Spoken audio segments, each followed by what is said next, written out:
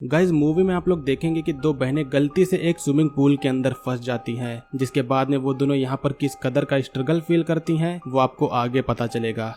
Movie के starting में हमें एक स्विमिंग पूल को दिखाया जाता है जिसमें एक लड़की स्विमिंग कर रही होती है। उस लड़की का नाम ब्री होता है। वो पूल से बाहर निकलती है और पूल के साइड में जाकर अपना ब्लड शुगर लेवल चेक करती है। इससे हमें यह मालूम पड़ता है कि ब्री एक डायबिटिक पेशेंट है। अब यहाँ पर ब्री अपनी रिंग निकालकर अपने बैग में रख देती है। वो रिंग ब्री के फियांसे डेविड ने उसे दिया था, जिससे कुछ दिनों बाद में उसकी शादी होने वाली है। अब अगले सीन में हम पूल के मैनेजर को देखते हैं जिसका नाम मिक ग्रैडी है, और वो मैनेजर नोटिस बोर्ड पर वीकेंड की छुट्टी में पूल क्लोज रहेगा इस बात की नोटिस चिपका रहा होता है। अब वो मैनेजर अपने ऑफिस की तरफ जाता है और वो वहाँ पर देखता है कि पूल की स्टाफ जिसका नाम क्लैरा है वो लॉस्ट एंड फाउंड डिपार्टमेंट से कुछ सामान चुरा रही होती है। पूल का मैनेजर उसे देख लेता है, जिसके बाद वो क्लैरा को ऐसा दोबारा न करने के लिए मना करता है। अब कुछ देर बाद में ब्री की बहन जोना भी स्विमिंग पूल में आती है और दोनों बहन के बीच में कुछ बातचीत होती है, जिससे हमें यह मालूम पड़ता है कि ब्री और जोना बचपन में अक्सर स्विमिंग करने के लिए यहाँ पर आती रहती थी। अब ब्री और जोना स्विमिंग करने लगती है। कुछ देर बाद में पूल का मैनेजर सब लोगों को पूल से बाहर जाने के लिए कहता है, जिसके बाद में जोना मैनेजर को कहती है कि अभी तो पूल के क्लोज होने में काफी समय बाकी है, आप इतना जल्दी पूल को क्यों क्लोज कर रहे हो। जिसके बाद में मैनेजर कहता है कि वीकेंड हॉलीडेज शुरू होने वाली है और तुम्हें आसपास में लगी नोटिस बोर्ड को भी पढ़ना चाहिए। जिसके बाद में ब्री और जोना दोनों लोग पूल से बाहर आ जाती है,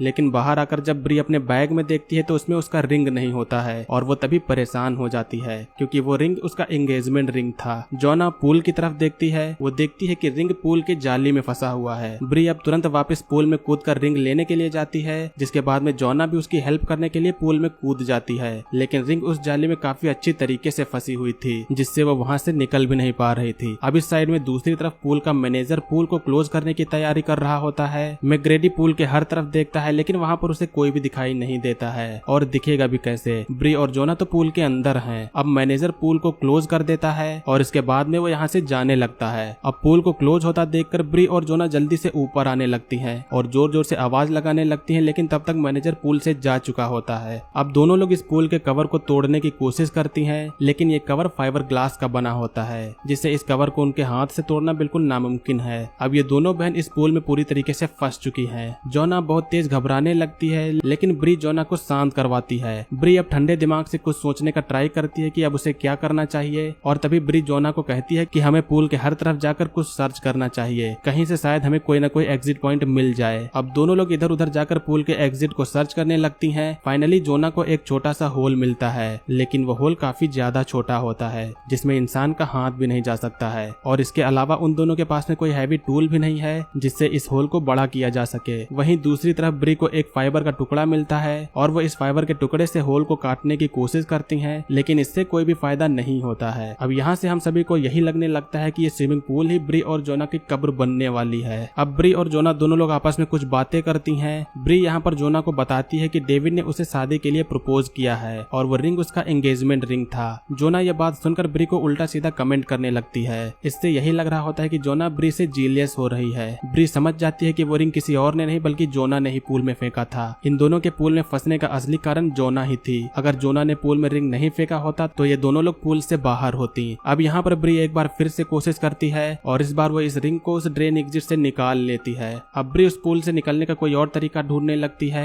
ब्री कहती है कि पूल के नीचे एक गेट है, अगर तुम साथ में हेल्प करोगी तो शायद पूल का कवर उससे टूट जाएगा, लेकिन जोना यहाँ पर ऐसा करने से मना कर देती है क्योंकि जोना को अब पानी के अंदर जाने से डर लग रहा था। फिर भी ब्री अकेले ही पानी के अंदर जाकर उस गेट को तोड़ने की कोशिश करती है, लेकिन इससे कोई फायदा नहीं होता है। अब यहाँ पर जोना को पता चलता है कि ब्री को पिछले 3 साल से डायबिटीज है और अगर वो टाइम से इंजेक्शन नहीं ले पाई तो वो कोमा में भी जा सकती है। ये सुनकर जोना को अच्छा नहीं लगता है। सुबह से शाम हो गई है और अभी तक इन दोनों को बचाने के लिए कोई भी नहीं आया है। जोना ब्री का जला हुआ हाथ देखकर उससे पूछती है तो ब्री उसे गुस्से में कहती है कि यह बात मैं तुम्हें कई बार बता चुकी हूँ, लेकिन फिर भी जोना यह बात उसे पूछती है क्योंकि उसने पूरी बात कभी नहीं बताई थी। अब इसके बाद में ब्री बताती है कि बचपन में उसके डैड एक रात काफी ज्यादा ड्रिंक कर आए थे और वो जब सिगरेट जला रहे थे तभी उनके लाइटर से घर में आग लग गई थी और उसी के कारण मेरा हाथ जल गया था। अब हमें ये पता चलता है कि ब्री के डैड ब्री को फिजिकली फिजिकली मोलेस्ट भी किया करते थे। अब इसके बाद में जोना अपनी स्टोरी बताती है। वो बताती है कि मुझे नशे की बुरी लत लग गई है, जिसकी वजह से मुझे नशा मुक्ति केंद्र में जाना पड़ता है। ब्री और जोना बात कर रही होती है, तभी पूल के बाहर से किसी की आवाज आती है। पूल के बाहर एक्चुअली क्लेरा आई होती है, वही जिसको मैनेजर मैकगार्डी ने लॉस्ट एंड फाउंड डिपार्टमेंट में चोरी करते हुए देखा था।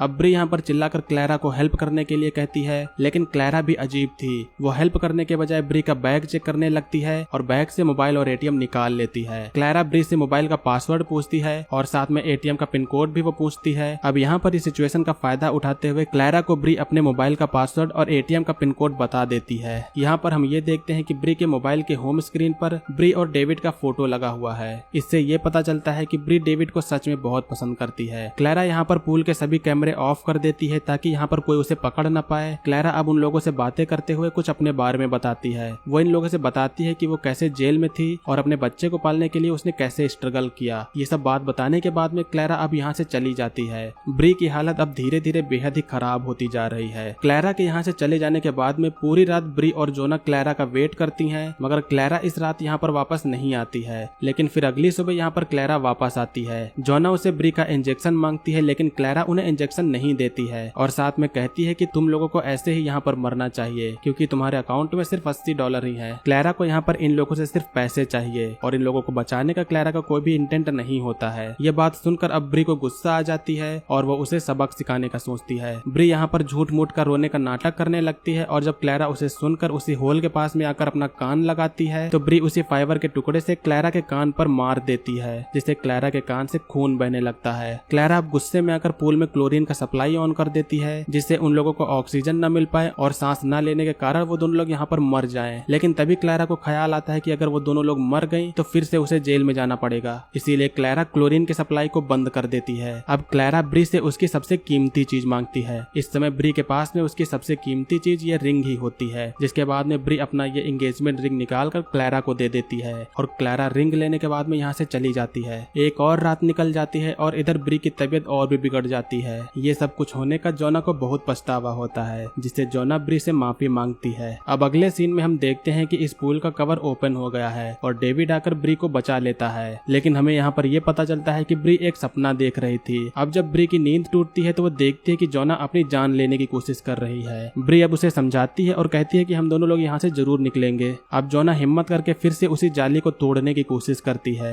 जिसके बाद में वो ब्री से टॉवल मांगती है और उस टॉवल को जाली में फंसाकर अब पूरी ताकत से खींचती है और फाइनली इस बार जोना इस जाली को तोड़ने में सक्सेस हो जाती है। जाली को लेकर जोना पानी के ऊपर आती है तो वो देखती है कि ब्री बेहोश हो चुकी है। जोना अब ब्री को सीपीआर देती है, जिसके बाद में ब्री को होश आ जाता है। इस जाली की मदद से जोना अपनी पूरी ताकत से उस कवर पर मारती है, जिससे वो पूल का कवर टूट जाता है और जोना जल्दी से ब्री को पूल से बाहर निकालती है और इसके बाद में जल्दी से वो उसे इंजेक्शन लगाती है। अब तभी यहाँ पर क्लेरा आती है और उन दोनों लोगों के ऊपर गन पॉइंट करती है। क्लेरा को डर था कि अगर वो दोनों लोग बच गई तो वो पकड़ी जाएगी और उसके बाद में उसे फिर से जेल हो जाएगा। क्लेरा उन दोनों लोगों को मारने की कोशिश करती है, लेकिन वो उन्हें मारती नहीं है और इसके बाद में जोना को ब्री का रिंग वापस कर देती है। अब इसके बाद में जोना पुलिस को फोन करती है। जोना क्लेरा को वहाँ से निकल जाने को कहती है और क्लेरा यहाँ से चली जाती है। पुलिस वहाँ पर पहुँच के दोनों लोगों को रेस्क्यू करती है और ब्री को यहाँ पर बचा लिया जाता है, जिसके बाद में जोना ब्री को उसकी रिंग वापस कर देती है और यहीं पर इस मूवी का एंड होता है। सो दोस्तों, ये थी 2017 की एक थ्रिलर मूवी का एक्सप्लेनेशन। मूवी का नेम है 12 फीट डीप। आपको मूवी की स्टोरी कैसी लगी हमें कमेंट सेक्शन में जरूर बताइएगा। नेक्स्ट वीडियो में आप लोग किस मूवी का एक्सप्लेनेशन चाहते हैं वो भी आप लोग हमें कमेंट करके बता सकते हैं। वीडियो अगर आप लोग को अच्छा लगा हो तो वीडियो को लाइक करिएगा। चैनल पर अगर आप लोग नए हो तो सब्सक्राइब करिएगा। आज की वीडियो के लिए बस इतना ही, मिलेंगे अगले वीडियो में। तब तक के लिए बाय। जय हिंद, वंदे मातरम।